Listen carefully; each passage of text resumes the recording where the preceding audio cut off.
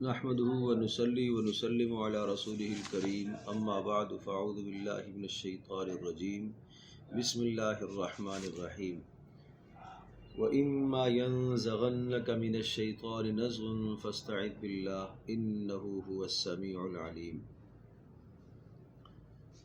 اگر تمہیں شیطان کی طرف سے کبھی کوئی کچوکا لگے، یعنی شیطان تمہارے دل میں کوئی وسوسہ ڈالے، تو شیطان مردود سے اللہ کی پناہ مانگ لیا کرو، بے شک وہ ہر بات سننے والا اور جاننے والا ہے۔ بسا اوقات دو آدمیوں کے درمیان میں کوئی معاملہ ہوتا ہے تو اس میں شیطان آدمی کے دل میں وسوسہ ڈال کر لڑائی پر، جھگڑے پر ابھارنے کی کوشش کرتا ہے۔ 3 مقامات پر قرآن مجید میں اللہ نے اس مضمون کو ذکر فرمایا کہ برائی کو ہمیشہ اچھائی کے ذریعے سے دور کیا جائے، برائی کو ہمیشہ اچھائی سے دور کیا جائے۔ جس طرح سے اگر کپڑے پر ناپاکی، غلاظت، گندگی، نجاست لگ گئی ہے تو یہ نجاست، گندگی، ناپاکی، کیچڑ یہ برائی ہے، یہ گندگی ہے۔ اب اس گندگی کو دور کرنے کا طریقہ یہ ہے کہ اس کو صاف ستھرے پانی سے دھویا جائے گا۔ صاف ستھرے پانی سے دھویا جائے تو یہ گندگی صاف ہو جاتی ہے۔ اس گندگی کو گندگی سے صاف نہیں کیا جائے گا۔ کوئی آدمی کہے کہ اس کیچڑ، اس غلاظت، ناپاکی کو میں پیشاب کے ذریعے سے صاف کرتا ہوں تو یقیناً وہ پاکی حاصل نہیں ہوگی۔ تو گندگی اور غلاظت کو، نجاست کو، برائی کے ذریعے سے دور نہیں کیا جاتا۔ ہمیشہ یاد رکھنے کی بات ہے کہ برائی کو ہمیشہ اچھائی سے دور کیا جاتا ہے۔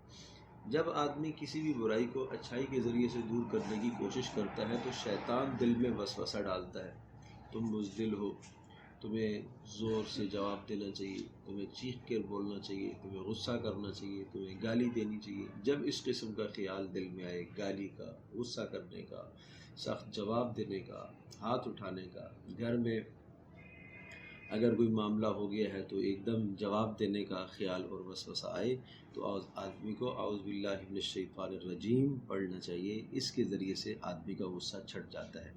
2 آدمی آپس میں لڑ رہے تھے، پیارے پیغمبر صلی اللہ تعالی علیہ وسلم نے دیکھا ان میں سے ایک آدمی بہت غصے میں برا بھلا کہہ رہا، اس کے نتنے پھولے ہوئے، اس کا چہرہ سرخ ہوا تھا۔ رسول اللہ صلی اللہ علیہ وسلم نے ارشاد فرمایا، میں ایک ایسا کلمہ جانتا ہوں اگر یہ کہہ دے تو اس کا غصہ فوری چھٹ جائے گا، اور وہ کلمہ کیا ہے؟ وہ اعوذ باللہ من الشیطان الرجیم ہے۔ اس لیے پیارے بچوں، گھر میں جب غصہ آئے تو اعوذ باللہ من الشیطان الرجیم پڑھنا چاہیے۔ کسی اور کو غصے میں دیکھو تو تب بھی اعوذ باللہ من الشیطان الرجیم کا اہتمام کیا کرو۔ غصہ آئے تو پانی پی لیا کرو۔ جس پر غصہ آئے اس کو سامنے سے ہٹا دو یا خود اپنے سامنے سے اٹھ جایا کرو۔ اس طرح سے غصے کے موقع پر کوئی عمل نہیں کرنا چاہیے، اس کا سخت نقصان ہوتا ہے۔ غصے کے وقت میں زبان سے ایسی باتیں نکل جاتی ہیں کہ ہمیشہ کے لیے آدمی رسوائی اور شرمندگی انسان کو ہوتی ہے، ہمیشہ کے لیے رسوا ہوتا رہتا ہے۔ پیارے پیغمبر صلی اللہ علیہ وسلم کی حدیث ہے، تدعون یوم القیامہ باسمائکم واسماء آبائکم فاحسنوا اسماءکم۔ قیامت کے دن تمہیں تمہارے اور تمہارے باپوں کے ناموں کے ذریعے سے پکارا جائے گا، لہٰذا اپنے ناموں کو اچھا اور بہتر رکھو۔ آج کل کچھ لوگوں کا خیال ہے کہ قیامت کے دن ماں کے نام سے پکارا جائے گا۔ نہیں، پیارے پیغمبر صلی اللہ علیہ وسلم کی حدیث مبارک ہے کہ قیامت کے دن تمہیں باپ کے نام سے پکارا جائے گا۔ اس لیے اچھا نام رکھنا چاہیے۔ باپ کا نام جو ہو گیا تو ہو گیا، تو باپ کو چاہیے کہ اولادوں کا اچھا نام، بہترین نام رکھے، اور اسی طرح سے آدمی کو خود چاہیے کہ اپنا نام صحیح طرح سے استعمال کرائے، نام نہ بگاڑنے دے، غلط نام استعمال نہ ہو، اچھا نام ہو۔ سب سے بہترین نام عبداللہ اور عبد الرحمن۔ پتہ یہ چلا کہ ہر وہ نام جس نام کی نسبت اللہ کی طرف ہو وہ سب سے اچھا نام ہے، بہترین نام ہے۔ پیارے پیغمبر صلی اللہ علیہ وسلم نے اپنے ایک بچے کا نام بھی عبداللہ رکھا تھا۔ تو عبداللہ اور عبد الرحمن نام بہت اچھے ہیں۔ یا اسی طرح سے اللہ پاک کے 99 نام جو قرآن مجید کے شروع میں لکھے ہوئے ہوتے ہیں، ان میں سے کسی بھی نام کا انتخاب کر کے شروع میں لفظ عبد لگا دیا جائے تو یہ بہترین نام بن جائے گا۔ سب سے اچھے نام عبداللہ اور عبد الرحمن۔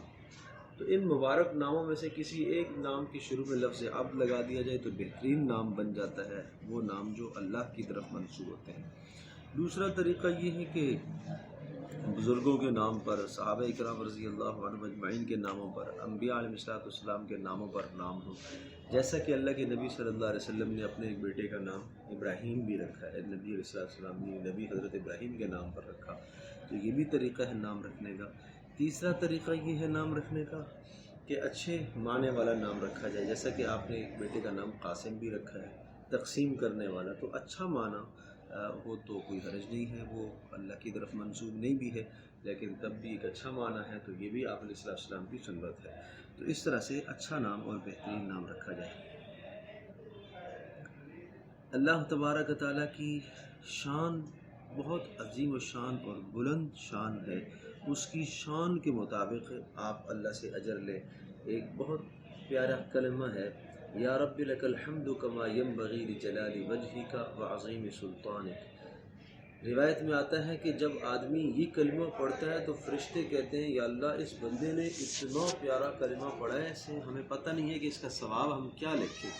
تو اللہ پاک فرماتا ہے کہ تم اس کلمے کو اسی طرح سے لکھ دو، میں اس کا ثواب جانتا ہوں اور میں خود اس کا ثواب عطا کروں گا۔ تو اس لیے یہ کلمہ بھی پیارے بچوں سے درخواست ہے، یاد کرنے کی کوشش کریں۔ طب نبوی، اپنے گھروں میں سورۃ البقرہ کا اہتمام کیا جائے اس کے پڑھنے کا، اس لیے کہ شیاطین، جنات، عاصف اس گھر میں نہیں داخل ہوتے جس گھر میں سورۃ البقرہ پڑھی جائے۔ تو کم از کم ہفتے میں ایک مرتبہ سورۃ البقرہ کا ورد ضرور ہونا چاہیے۔ چھٹی والے دن سب مل کر بیٹھ کر تھوڑا تھوڑا کر کے سارے مل کر سورۃ البقرہ پڑھ لیں، اس کا اہتمام کر لیں۔